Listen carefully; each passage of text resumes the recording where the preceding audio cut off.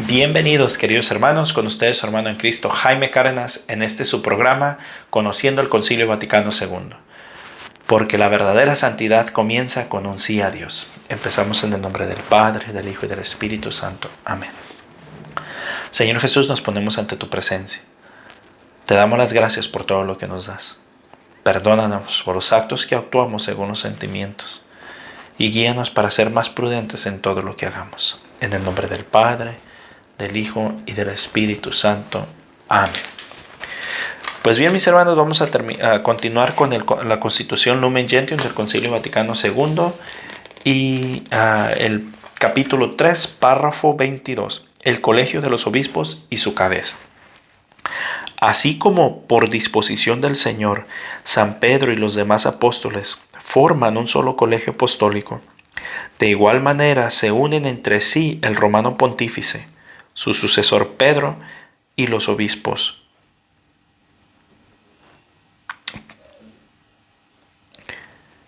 Sucesores de los apóstoles. O sea que los apóstoles, sus sucesores fueron los obispos y de Pedro el Papa, el sumo pontífice. Ya la más antigua disciplina, según la cual los obispos esparcidos por todo el orbe comunican entre sí y con el obispo de Roma en el vínculo de la unidad, de la caridad y de la paz, y también los concilios convocados para decidir en común las cosas más importantes, sometiendo la resolución al parecer de muchos. Manifiestan la naturaleza y la forma colegial del orden episcopal, confirmada manifiestamente por los concilios ecuménicos celebrados a lo largo de los siglos. Esto mismo está indicando por la costumbre introducida de antiguo de llamar varios obispos para tomar parte en la elevación del nuevo elegido al misterio del sumo sacerdocio.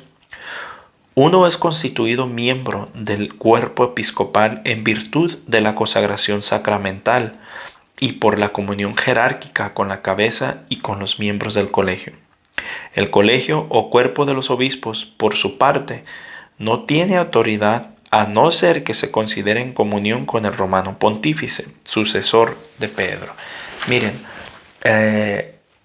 un obispo cardenal que ya no esté en unión o en comunión con el Papa, ya no tiene ninguna autoridad, la pierde toda. Por ejemplo, ahorita vemos los tradicionalistas que están con el obispo Schneider.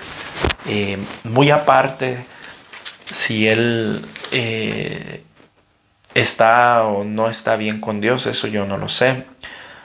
Muy aparte de eso, si no está sometido al Papa, no tiene autoridad. Y el obispo Schneider por ahora está excomulgado porque lo iban a llevar a la corte de la iglesia y él dijo que él no se sometía a esas cortes. Entonces él queda fuera de la comunión de la iglesia, fuera de la comunión del Papa, por lo tanto ya no es nada. En el sentido de líder jerárquico, no me vayan a malinterpretar, ya no tiene ni una autoridad. Entonces nadie tiene la obligación, ni siquiera tienen que escucharle, porque él ya no tiene autoridad en la iglesia, ya no es ningún líder dentro de la iglesia. Para que el obispo pueda seguir manifestando su ministerio, tiene que estar en comunión con el pontífice.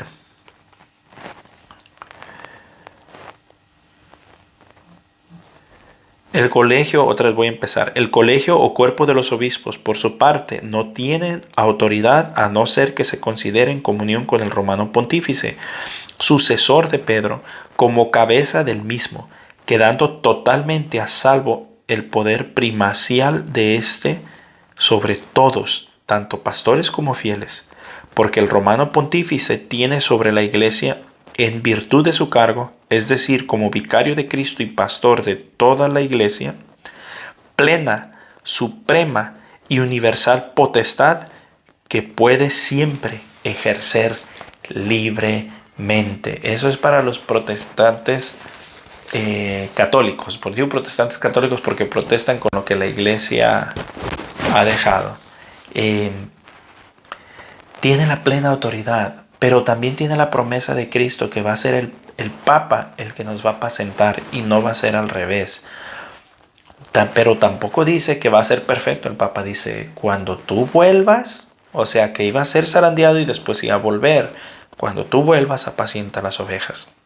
Entonces, eso no significa que el Papa va a ser perfecto, significa que también va a tener su zarandeada, pero él siempre volverá por la promesa de Cristo. Y como Cristo le prometió estar con él, entonces por eso es que puede actuar libremente. Obviamente, nunca va a cambiar la doctrina, o sea, eso es obvio. Dios le dio ese poder de actuar libremente, pero dentro de los parámetros que el Espíritu Santo lo irá guiando.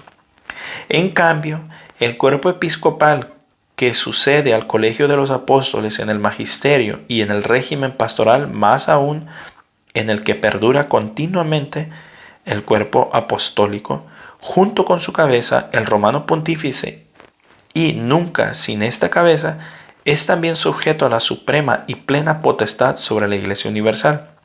Si bien no puede ejercer dicha potestad sin el consentimiento del romano pontífice, el Señor estableció solamente a Simón como roca y portador de las llaves de la iglesia. Mateo 16, 18 al 19. ¿Ven por qué es importante leer estos documentos? Habrá muchos obispos con muy buena intención, como el obispo Schneider. Habrá muchos laicos con muy buena intención, como quizás Luis Román o el que nunca me ha caído bien, Rafael Díaz, por su actitud. Tendrá muy buena intención, pero ellos no tienen la autoridad y la potestad. Las llaves no se les dio a ellos, se les dio al sumo pontífice, al papa. Por lo tanto, le somos fiel no al papa, digamos, no a Francisco o Bergoglio, como se llama de nacimiento, no al obispo Bergoglio. Al ministerio del Papa Francisco le somos fieles. En todo lo que esté conforme a la doctrina de la iglesia. Y lo que no, pues lo sacudimos y ya nos duele. Podemos hablar sobre él, podemos decir que está mal esto porque la iglesia lo dice, no porque yo pienso. Pero hasta ahí. De ahí a decir que no es papa, que es Bergoglio, que es anticristo, es antipapa. Palabras de Satanás. Palabras de Satanás. Cristo por algo lo tiene ahí. Solo Dios sabe y sabe mucho más que nosotros. Y lo constituyó pastor de toda su grey, Juan 21:15. Pero el oficio de atar y desatar dado a Pedro, Mateo 16:19, consta que fue dado también al colegio de los apóstoles unidos a su cabeza, Mateo 18:18, 28:16 al 20. O sea, el poder de atar y desatar se lo ha dado a todos, pero el de las llaves, el de pastorear, solo al Papa. Este colegio, en cuanto compuesto de muchos, expresa la variedad y la universalidad del pueblo de Dios, y en cuanto agrupado bajo una sola cabeza, la unidad de la grey de Cristo. Dentro de este colegio, los obispos, respetando fielmente el primado y preeminencia de su cabeza, gozan de potestad propia para el bien de sus propios fieles, incluso para el bien de toda la iglesia, porque el Espíritu Santo consolida sin cesar su estructura orgánica y su concordia. La potestad suprema sobre la Iglesia universal que posee este colegio se ejercita de modo solemne en el concilio ecuménico. No hay concilio ecuménico si no es aprobado o al menos aceptado como tal por el sucesor de Pedro. Entonces, con eso, mis hermanos, les tengo algo bien simple y claro, especialmente esos que andan atacando lo que la iglesia ha dicho. Si el sumo pontífice nos dice que este es un concilio, aunque todos los demás concilios eran dogmáticos, eran anatémicos, si este no es dogmático, como dicen, porque no hay ningún dogma definido aquí, y este no tiene anatemas, pero su santidad, el Papa, quien fue en ese entonces, dice, este es un concilio que creen, les guste o no, les duela o no, es un concilio. Y tienen dos opciones, o nos sometemos a su santidad, el Papa, a lo que él nos ha dicho, o le rechazamos. Esa es tu decisión. Hay muchos que se quieren ir con sacerdotes, obispos, cardenales muy santos. Bueno, al menos se les ve mucha santidad, No se puede negar, muy rectos en su actuar, muy conocedores de la doctrina, muy practicantes de la doctrina.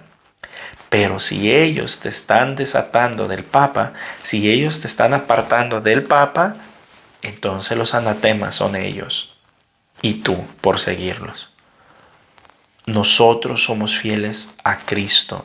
Cristo dejó al Papa. Nosotros somos fieles a Cristo a través del Papa que nos lo dejó. Así de sencillo. Que me quieres venir a decir que bla, bla, bla, me vale un comino lo que tú digas. Lo que me importa es lo que dejó el Papa, que nos dijo que este es un concilio y concilio es. Lo que me importa es que Cristo le dio las llaves a Pedro y a sus sucesores, no a los obispos, ¿cómo se llaman estos? Se me escapa el nombre de esta secta del hermano que me he puesto. La Iglesia Católica remanente. Palabra de Satanás. Yo a mí me interesa estar en la iglesia que tiene sucesión apostólica desde hoy hasta San Pedro. Todo lo demás es palabra de Satanás.